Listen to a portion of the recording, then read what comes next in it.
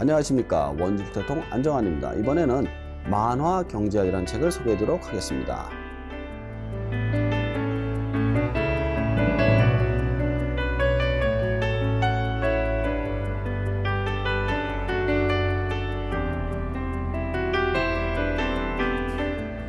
자, 이 책은요, 우리가 익히 알고 있는 애덤 스미스라든가 마르크스, 케인즈 같은 그런 유명한 어떤 경제학자서부터 맨큐에리까지 최신 학자 이론까지 나와 있는 아주 쉬운 경제학 이론서가 되겠습니다.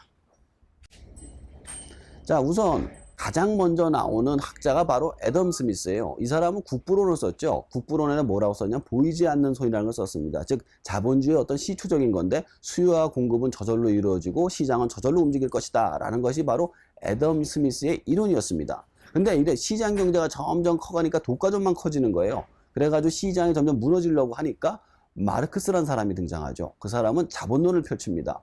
어떤 그 자본주의는 스스로의 모습은 멸망할 것이다. 그래가지고 사회주의를 펼치지만 이 사회주의가 점점 커서 공산주의가 되고 공산주의가 세상을 양분하는 거대한 이론이 됐었습니다. 근데 이 이론이 결국 스스로의 모순으로 멸망하게 되죠. 자, 미국 경제는 굉장히 잘 나갔는데 꼭 잘 나가는 것만은 아니었죠. 경제 대공황도 왔었고요. 그 다음에 이제 주가 폭락도 왔었고 끊임없이 위기가 반복이 되는 겁니다. 그래서 왜 이렇게 위기가 반복이 되나 보다 보니까 너무 자유방임이 문제가 컸던 거예요. 이 자유방임을 막아야 된다라고 해서 등장한 학자가 바로 케인즈였습니다. 이 사람은 국가가 개입을 해가지고 자유방임을 어느 정도 조절해야 된다라는 이론을 주창하게 되죠. 그래서 뉴딜 정책 같이 국가가 어려웠을 때는 정부가 나서가지고 사람들을 갖다 구제해야 된다는 그런 이론이 나오게 됩니다. 하지만 국가 정책에 의해 가지고 너무 많이 자유시장 경제가 위기에 봉착을 하자 프리드먼이라는 사람이 등장을 하게 돼요. 국가가 쓸데없이 너무 많이 규제를 하다 보면은 자유경제가 무너진다라는 주장을 하기도 하죠.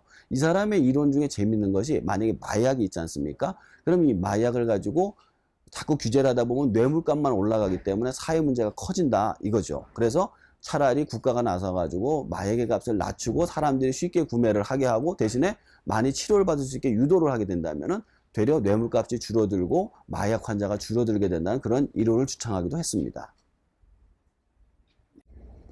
자, 그러고 나서 우리는 잘 모르지만 우리의 경제 활동에 많은 영향을 미친 두 명의 학자가 있습니다. 멜서스하고 베블린인데요. 멜서스 같은 경우는 인구론을 갖다가 주장했습니다. 이게 뭔 소리냐면은 인구가 너무 기하급수적으로 증가를 하다 보면은 인류가 멸망한다 이거예요. 그래서 인구를 조절해야 된다는 인구 조절론을 내놨던 그런 학자인데요. 당시로서는 사실 말이 안 된다고 그랬는데 현재 지금 인구가 70억이 넘는 시점에서 다시 한번 조명이 되고 있다고 하고요. 베블러이라는 사람 같은 경우는 재밌는 게 경제학설은 유일하게 명품 소비론을 내놓은 겁니다.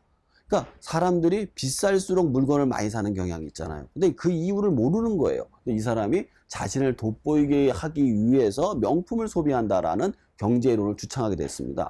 또 밴드웨건 효과라고 그래가지고 이게 한마디로 사람들이 몰려갈 때 같이 몰려가는 어떤 군중 심리를 가지고 이용해서 많이 팔아먹는다 해가지고 현대 명품 소비론의 창시자이기도 합니다.